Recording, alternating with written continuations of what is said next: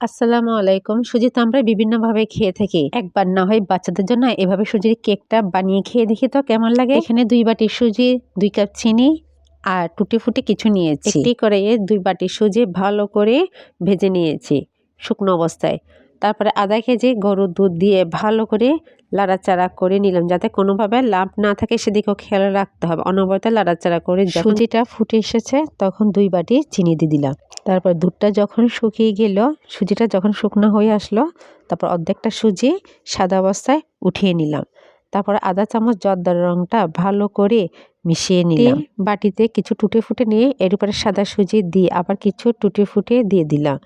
তারপরে জর্দা রঙের হলুদ কালারের সুজিটা উপর থেকে দিয়ে আবার সাদা সুজি মাঝখান দিয়ে সুন্দর করে চামচ দিয়ে আরেকটু হলুদ সুজি দিয়ে সুন্দর করে সেট করে নিলাম। তারপর উপরে টুটি-ফুটি দিয়ে সুন্দর করে ডেকোরেশন করে সাজিয়ে দিলাম। এটা এমনিতেই দেখে বাচ্চারা তো লোভনীয় হয়েছে, দেখে খেয়ে ফেলতে ইচ্ছে করছে ওদের। তারপরে আরেকটা ছোট বাটিতেও বানালাম এভাবে আমি। দেখুন কেমন হয়েছে দেখতে, কতটা না আকর্ষণীয় লাগছে। ঠান্ডা হয়ে সেট হয়ে যাওয়ার পরে সুজির কেকটা উল্টিয়ে নিলাম। দেখতে আরও আকর্ষণীয় লাগছে। দেখুন কতটা না গর্জিয়াস লাগছে।